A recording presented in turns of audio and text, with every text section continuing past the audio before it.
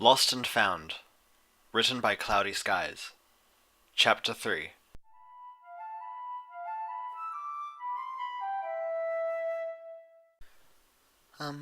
Girls? Rainbow Dash? Fluttershy called, but it was no use. If Applejack shouted and nothing to draw forth any of their friends from the dark corners of whatever place they found themselves in, her trembling voice would surely do even less. Her heartbeats came ever faster, and the chill of the place was suddenly felt twice as keen. She resettled her wings and let her eyes roam the area again. Applejack was doing the same, but twice as boldly, moving in a small circle around where Fluttershy stood. As her sight adjusted to the darkness, Fluttershy slowly began to make out details, or rather, the lack of them. Underneath her hooves was a bare and relatively smooth stone floor, and not far off, walls of stone. This was no cave, but a large building. Where are we? Fluttershy repeated, instantly regretting saying it. It was stupid, but she couldn't help herself. Applejack stopped her pacing and turned towards her. Rather than repeat herself, stating what was obvious, that she didn't know either, Applejack merely sighed and moved a little closer. Fluttershy was glad for the touch when Applejack crossed necks with her and brought up a foreleg to hug her. I ain't got a clue, and I hope this is some great big prank, but standing around won't change much. I'm gonna go see what's outside. With those words, Applejack left her and made for the light that could be 20 paces or 20,000 paces away. Fluttershy squeaked a wordless protest and instantly made to follow. Whatever lay out there, whatever the crack, portal, or doorway held, it couldn't be worse than being left alone in the darkness. As it turned out, the faint light spilled forth from a wide crack in the foundation of the circular structure, and the building itself wasn't nearly as large as Fluttershy had thought. The light was playing tricks on her. It couldn't be much bigger than the library tree in Ponyville. When the two ponies stuck their heads through the door-sized gap, Fluttershy's heart sank. Beyond, ruins and fields stretched as far as the eye could see. Immediately outside, dilapidated stone buildings reeled with great wounds suffering in an ongoing battle with time. Every single ceiling and wall lay collapsed and overgrown by grass that looked to go past a pony's shoulder. The whole area a mess of stone blocks reclaimed by nature. Bird droppings marred the outer walls of the tubular structure they peered out from, leaving a faint, acrid smell, and large nests perched atop the taller parts of the ruins. To the last nest they were all silent and abandoned, the only sound being the rustle of wind shifting the grass. Further out there was little to see but fields of grass. Flat as the ground was, it was hard to see far, but it was enough. Fluttershy slowly sank down to sit in the gap between the darkness that had made her uneasy and the outside that left her terrified and lost at the same time. A silo, Applejack said, nodding to herself. Fluttershy barely registered the words, looking up at her in confusion. A what? This here. It's a silo, Applejack repeated, tapping the cracked masonry and craning her head to look out and up. I've got no idea how in all things good they actually got the grain or whatever in, but I bet it's all topside. Fluttershy nodded once, then twice more. Each movement as empty and pointless as the last. For lack of anything to do, she looked to her friend. Applejack was a little hunched over, as if she couldn't quite get comfortable where she stood. Are you cold too? Fluttershy asked, realizing that even here out in the sun, or what was left of it, it was a lot colder than she had expected. Applejack raised a brow as she opened her mouth, but hesitated. After a second she deflated. Yeah, a bit. There was, of course, a second question that none of them seemed to want to ask, but Applejack answered it all the same. What do we do? Right. Let's see what's what and all that stuff then, Applejack suggested, slipping out past Fluttershy. Fluttershy followed before she lost the blonde tail in the sea of pale yellow grass. Sea was an apt enough word. Well outside, the cold evening wind tugged at their manes and set the endless expanse of dry late summer grass rippling. Nearby, 3 more silos rose high into the air, a few scraps of yellow paint clinging to their otherwise bare exteriors. Beyond these giants, not a single collection of rock and mortar was even remotely complete. At a second glance, structures, or even ruins, was too generous for these piles of rock. Without any further words, Applejack set course across what may have once in the past been a street, making for a low rectangle of stones, an outline of a structure. Fluttershy followed the silently bobbing hat, frowning as she cast a backwards glance. They were making a trail, and it felt a little mean to be trampling the grass, to be disturbing. The feeling didn't go away as she passed through what must have been a doorway in its time, but now a gap in the ancient stones. The grass grew freely inside, except for a few spots where fallen stones lay, and a small pit marked a cellar that had been collapsed or filled. Applejack hopped atop a lonely stone and craned her neck, turning on the spot. "Shoot, still can't see anything," Applejack muttered, inspecting a nearby, taller stack of stones. She tested her footing and looked as though she was about to make a leap. "I could always fly up," Fluttershy suggested, scratching a knee with a hoof. Truth be told, she didn't want to, not even a little bit. The sky above was irregularly dotted with untended clouds, and it was rapidly getting dark. While it would be the work of minutes to fly up and have a peek, every feather on her body told her the clouds would only darken further. You didn't have to be a seasoned weather pony to tell it was going to rain. "Ah, yeah, that would make things a bit easier," Applejack admitted, leaping down from her perch. "Don't suppose you could take me up as well?" Fluttershy spread her wings and looked away. "Maybe. I think, maybe, if I—" "No, works fine," Applejack said, shaking her head. She was smiling ever so faintly. "No sense in wearing yourself out unless we need to, right? Just head on up there and tell me what you see. Atta girl." Nodding briskly, Fluttershy took to the air. She had never had Rainbow Dash's raw strength, or indeed much muscle at all. But with practiced and efficient wing beats she described a large circle upwards. The ruins dropped away slowly but surely, swallowed by the vast expanse of grass. She didn't dare fly too high, stopping well short of the low clouds, reluctant to lose sight of Applejack. However, at perhaps twice the height of the silos was quite enough to tell her what she feared. Nothing looked familiar. Still, that wasn't terribly useful information to bring back to Applejack. Fluttershy shook her head. Immediately below, the ruins were vast, easily twice the size of Ponyville. Beyond the faint geometric shapes that told the tale of a city lost, there was only one thing that stood out nearby. On the far side of the town, a far larger building loomed, one that seemed to have fared slightly better. Outside of the town, the grass was even taller. Furrows that may once have been brooks or rivers crisscrossed the level plains. In one direction, opposite of the setting sun, a line the nature of which Fluttershy couldn't quite ascertain stole off away from the city and towards the horizon. The strange and new horizon. Fluttershy almost didn't want to look at it again. Some pony had stolen away the frightening yet familiar border of the Everfree Forest, the mountains upon which Canterlot rested, and the Whitetail Woods all, and in their stead given her landmarks that meant nothing to her. The road, if that was what it was, disappeared behind rolling hills, and the hills themselves hid all but the tips of tall and foreboding mountains that disappeared into the clouds.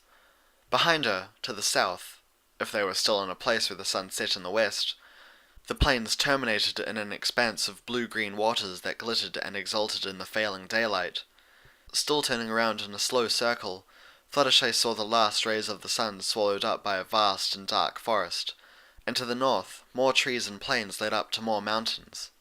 Fluttershy dipped her head and let gravity take her back to the ground. The wind was picking up, buffeting her as she circled to land next to Applejack. The orange mare herself stood where Fluttershy had left her, a hoof on her head to hold her hat in place. "I think we should better get to cover," Applejack called, even as Fluttershy landed in the tall grass with a rustle. "Find anything?" "Maybe," Fluttershy said, her voice all but lost on the wind. I don't know what, but there's a big building. It might be safer to head to the silos." Applejack shook her head. "Can't be much worse than the silos, can it? Might be there's something useful there, and I don't want to waste a full day getting nowhere." They stood there for a second, Applejack with a brow raised while Fluttershy took in the words. Did Applejack want her to lead?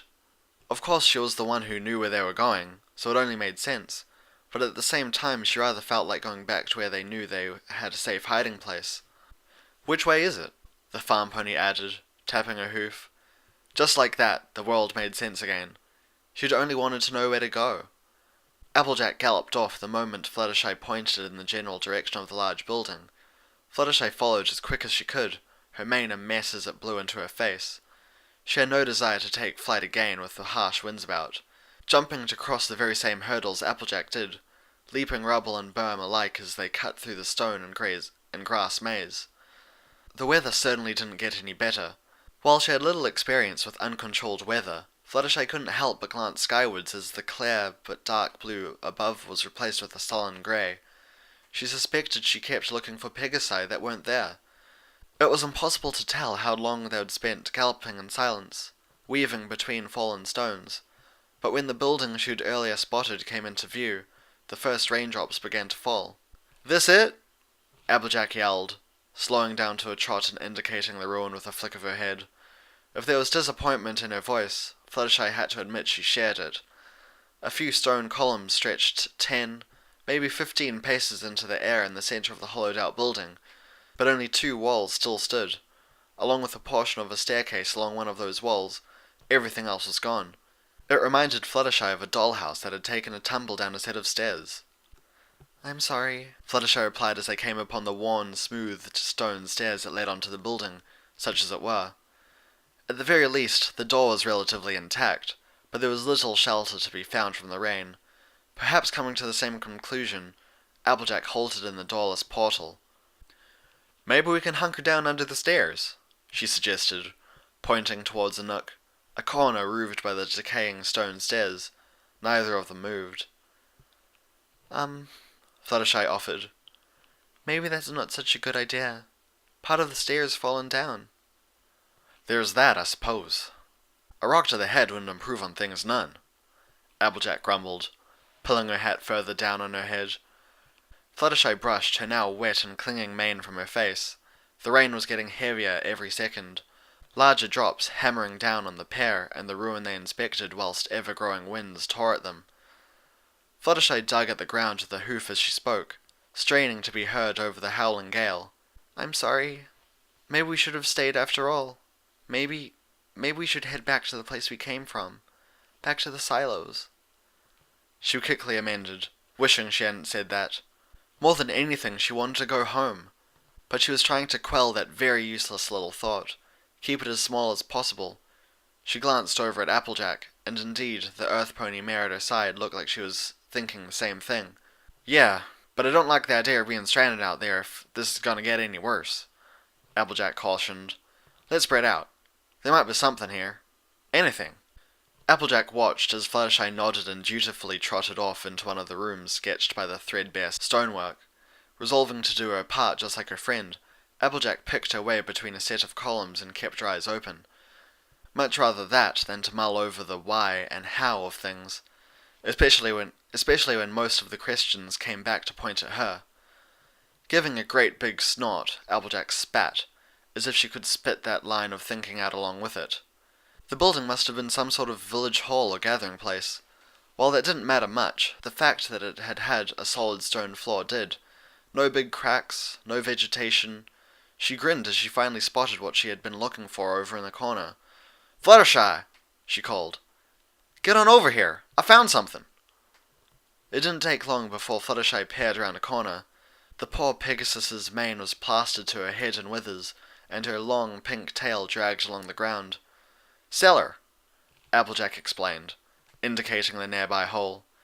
Even in the deepening darkness it was plain that a set of well-used, but still functional, stone stairs led down into the earth. Applejack slowly trod closer, peering down over the rim. "It's very dark," Fluttershy said. "Very dark," Applejack murmured, repeating the obvious. "Well, I'll go first then, less you mind." Fluttershy shook her head, which was just as well because Applejack had already begun descending. One hoof in front of the other, she took another few steps before pausing to let her eyes adjust. It didn't help much. After another set of steps she stopped again, tensing up when she felt something bump into her hindquarters. "Sorry," Fluttershy murmured, rubbing her snout. Applejack shrugged. "It ain't gonna get much better than this," Applejack said, though her words were made a lie even as she spoke. Further down in her head she could see a glow, something so fragile and faint it would have been lost were there any other source of light. What's that? Fluttershy asked, evidently having noticed the very same thing.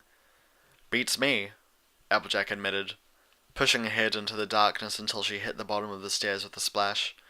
She sighed, halting only for a second before she resumed questing for that elusive light. Great. Course the place is wet. Well, at least it's not raining in here. And the wind has gone too, Fluttershy suggested, the Pegasus little more than a whisper of a shadow at her side, not half as real as the sound of her hooves slooshing through the water. Yeah, well, Applejack began, but the frustration was short-lived. Of course Fluttershy was right, she snorted. There's that. The light seemed to grow stronger as they approached.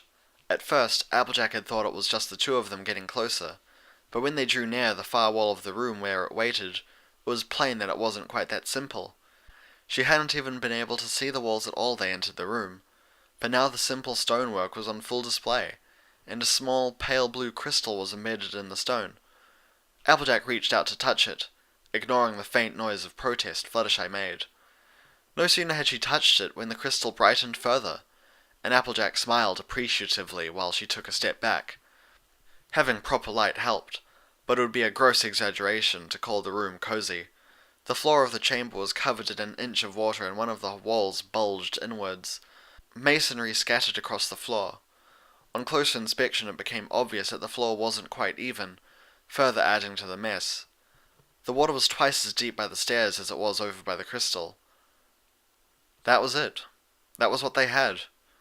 A wet stone room with shoddy lighting. Shelter, but not comfort. You know, if this is some prank or a joke or whatever, it stopped being funny just about now, Applejack said. I really don't think this was ever funny, Fluttershy admitted, the bedraggled Pegasus's head hanging low. Crossing the short distance to the nearby debris, she lay atop a large and flat stone by the ruined wall. It was the only dry surface in the room of any size. Applejack approached, resting her forelegs atop the very same stone, and her head atop her forelegs again. Well, I'm with you there, Sugar Cube. Given a choice, I prefer s'mores to this, she muttered. Looks like you went and dropped your element doohickey somewhere too. Actually, we didn't have them when we came here, Fluttershy said, glancing down at her own bare neck. I don't know why. I wonder what happened, she mused. Something must have gone very wrong with Twilight's spell. Something like that, Applejack murmured. She would have loved to say something more, to blame Twilight's magic, but it dribbled out of her muzzle unspoken and stuck to her like a cloying film, weighing her down. She knew well enough that it was her fault as well as Twilight's. Hey, scoot over. Oh, sorry, Fluttershy replied, doing just that, letting Applejack atop the stone with her. It was uneven, cold and hard, and the surface barely fit the two of them, but it was dry. Sometimes you took what you could get.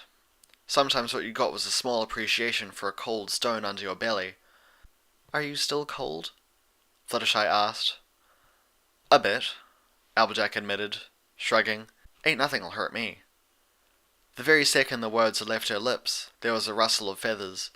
A second later she felt a light weight settle over her back, as Fluttershy spread one of her damp wings to cover her. The Pegasus glanced over at her, those big teal eyes shining in the pale light from the crystal as she smiled.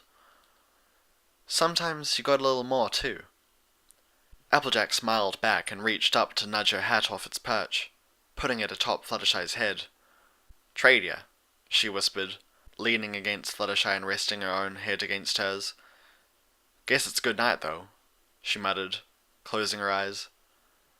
Good night, Fluttershy replied, and they spoke no more. The steady dripping of water by the stairs, the drumming of rain outside, and the steady breathing of two ponies was all that was left.